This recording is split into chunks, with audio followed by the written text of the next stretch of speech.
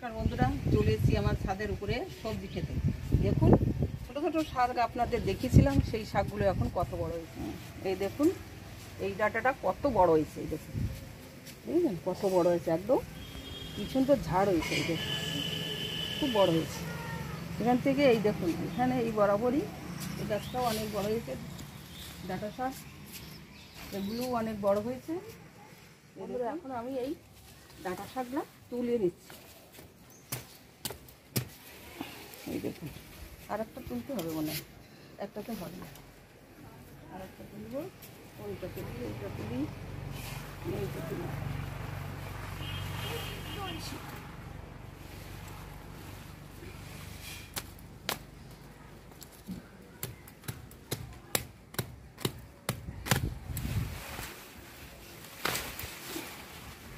দেখুন কত বড় হয়েছে।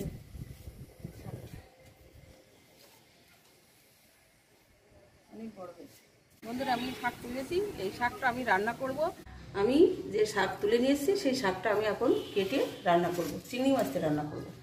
খুব সুন্দর লাগে এই শাক চিংড়ি মাছতে রান্না করি। আমি আপনাদের দেখাবো কিভাবে আমি শাকটা রান্না করি। আমি এখন শাকটা কেটে নিচ্ছি। আগে ডাঁটাগুলো কেটে নেব, শাকগুলো আলাদা করে নিচ্ছি, তাহলে ধুতে সুবিধা হয়।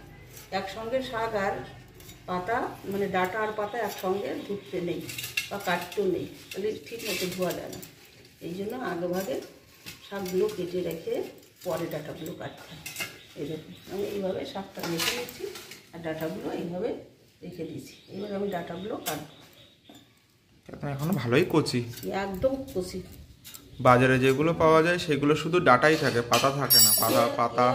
পাতা বুড়ো হয়ে যায়, পাতা বুড়ো হয়ে যায়, সেগুলো ভালোও লাগে না। কিন্তু এগুলো এতে পাতাও দেওয়া যাবে, সব দেওয়া যাবে। একদম টক টক করছে, এই দাও এত বড় হয়েছে তা কোনো আঁশ হয়নি, একদম খুব সুন্দর মিষ্টি হয়নি, কিন্তু খেতে ভালো লাগবে। একটু মাঝখান দিয়ে ছিঁড়ে দিচ্ছি। এর গুঁড়াটা খেতে খুব ভালো লাগে, মিষ্টি মিষ্টি লাগে। হ্যাঁ দারুণ লাগে গুঁড়াটা খেতে।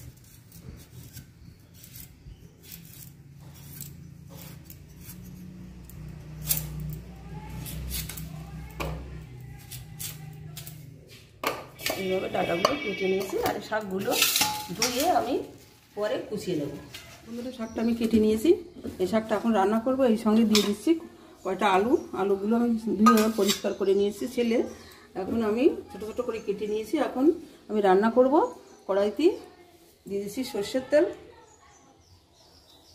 হয়ে গেছে, দিয়ে দিচ্ছি চিংড়ি মাছ।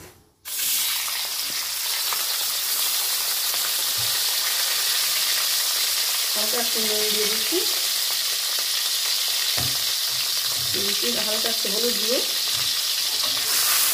চিংড়ি মাছটা একটা অল্প করে ভেজে নেব। চিংড়ি মাছগুলো ভাজা হয়ে গেছে, আমি এখন তুলে নিচ্ছি।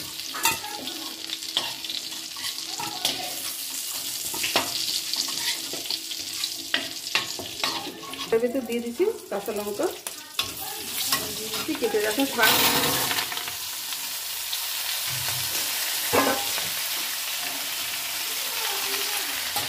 শাকের ভিতরে দিয়ে দিচ্ছি গরম জল,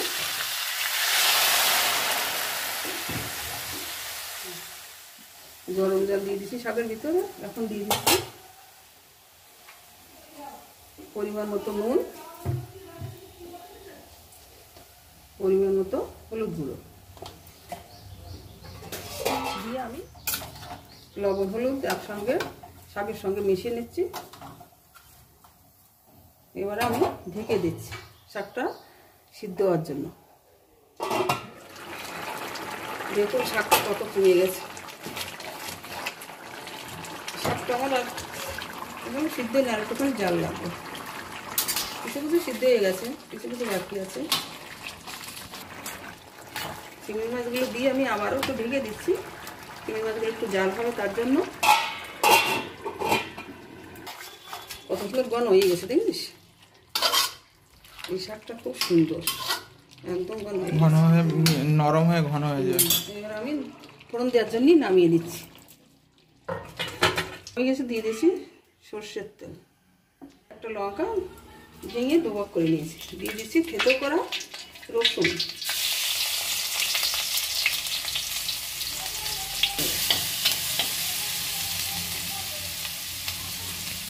রসুনটা আমি লাল লাল করে ভেজে দিয়েছি, এই দেখুন। এখন এই শাকটা আমি ঢেলে দিচ্ছি।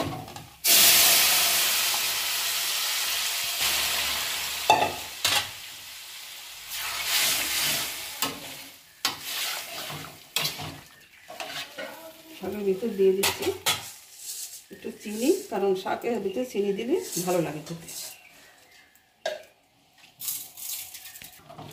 শাকটা আমার রান্না হয়ে গেছে, দেখুন কত সুন্দর হয়েছে। আমার স্বাদের শাকের যা টেস্ট না, খুব সুন্দর টেস্ট। এই দেখুন শাকটা কত সুন্দর হয়েছে, রান্না হয়ে গেছে শাক আমার। চিংড়ি মাছ দিয়ে ঘি কাঞ্চন শাক আমি নামিয়ে নিচ্ছি। বন্ধুরা, ভিডিওটি কেমন হয়েছে আর আমার রান্নাটি কেমন হয়েছে আপনারা কমেন্টে আমাকে জানাবেন। আর আমার এই ভিডিওটিতে লাইক আর শেয়ার করবেন। যারা নতুন আছেন তারা সাবস্ক্রাইব করবেন। আর এই ভিডিওটি যারা ফেসবুক থেকে দেখছেন তারা পেজটিতে ফলো করবেন। ধন্যবাদ, সবাই ভালো থাকবেন। দেখা হচ্ছে পরের রেসিপিতে।